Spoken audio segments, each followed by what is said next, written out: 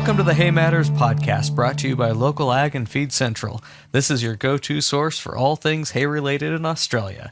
I'm your host, John Paul Driver. In today's episode, we're joined by Alex Smith.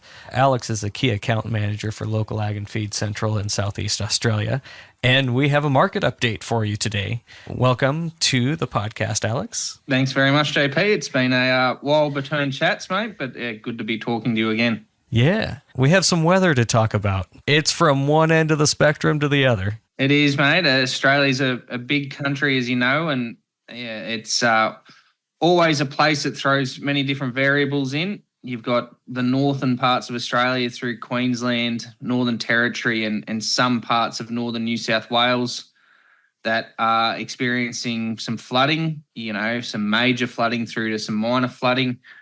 And then at the other end of the scale, down in sort of southern Australia through South Australia, Victoria, and southern parts of New South Wales, they're experiencing very dry and drought conditions at the moment. So one end of the country to the other is completely different. And how does that flow through to the hay markets in those regions? Historically speaking, hay's always made in the south and always heads north. This year, and probably for large parts of last year also, it was roles reversed to a degree. It was hay made in New South Wales and northern Victoria and southeast Queensland, and majority of the hay went south. Well, look, I think to be fair, the flooding crisis in Queensland at the moment is still unfolding. There's some helicopter drops of hay happening and trucks trying to get through to bring livestock some hay that have reached higher points of ground. So that's still yet to unfold. So we haven't really seen the impact on the hay market up there yet.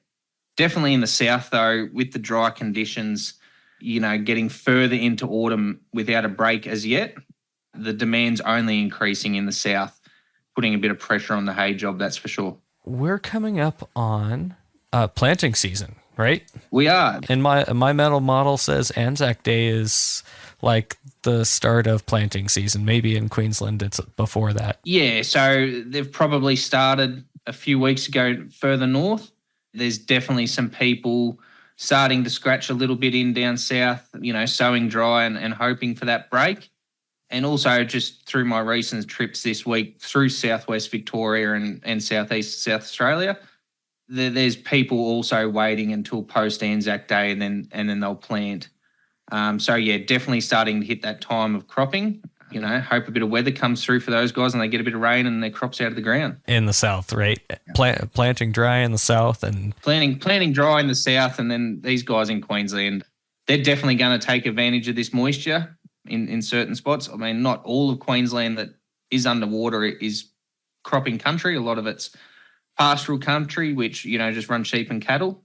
Through that southeast corner of Queensland, I think they'll definitely take advantage of this rain and then be sowing very shortly, I'd imagine. All right, let's switch gears a little bit and talk about some market stuff. I'll just acknowledge that the U.S. has put 10% tariffs on. I hope I'm not a liability to Feed Central and LocalAg at the moment. Not at all. The U.S. did put 10% tariffs on Australian beef coming to the U.S. What's your initial reaction to that?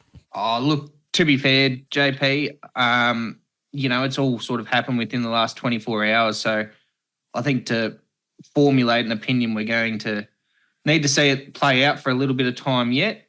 I know a lot of our major companies have been working really hard, forming new partnerships and relationships right across the world. So if one country is having a bit of a tougher time, we're not super reliant just on that one source of income. We have multiple. So look, it's going to take a bit of time to pan out and see what effects it really has. And I don't think you're going to see the full effect of it, for possibly 12 months or so before you get a bit of an idea of what's actually happened. No, nothing drastic.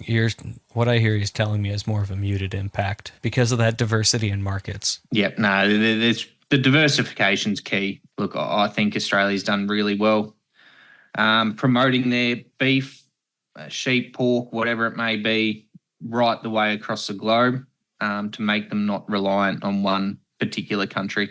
Is there anything else in the livestock markets that we should be watching? In the short term, it's still raining in Queensland.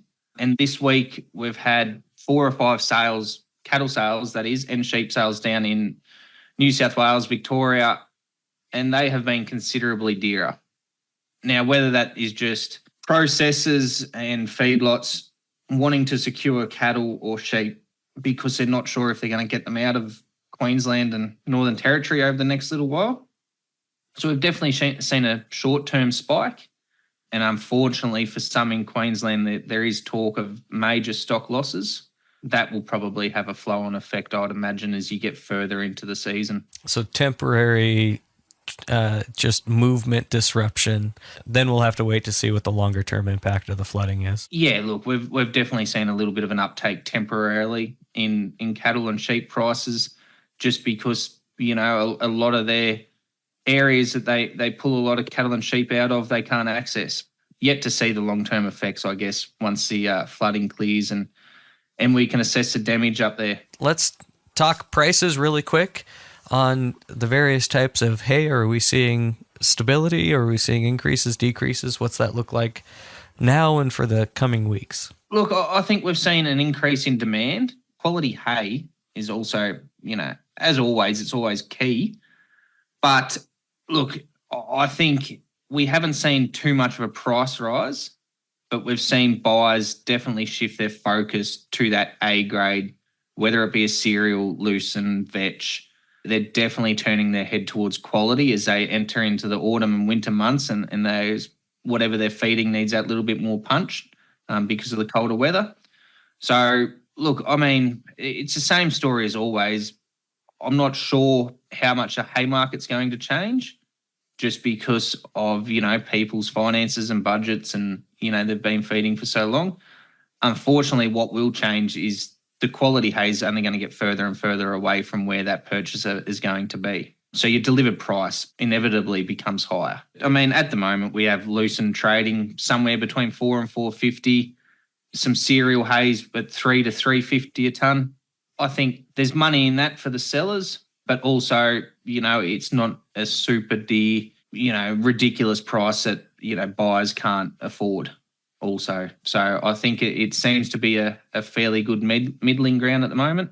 But as I said, it is key to probably get in and make your purchases early before it gets further away and freight becomes a bigger cost. Good takeaways. Anything else to add? As tough as it is across the country right now with either flooding or drought, the Aussie model of resilience is still key. I can't talk for the guys in the north, but I've spent the last week on the road through the south, and it blows me away how optimistic they all are, you know, considering they're facing some challenges at the moment. And I just think that agriculture is becoming smarter, and look, they're just putting one foot in front of the other and diversifying their business and looking for new opportunities, which I think, you know, is only going to grow the industry going forward. With that, I'll say thank you very much, Alex, for joining us. Thank you, JP. It's been a pleasure to chat as always, mate. Alex works for Feed Central and LocalAg out of Southeast Australia, and if you're interested in listing products and you're in that neck of the woods, you'll probably end up working with Alex. Thank you for your insights today, and look forward to having you back again in the future. This podcast is proudly presented by Feed Central and LocalAg. Stay tuned for upcoming episodes.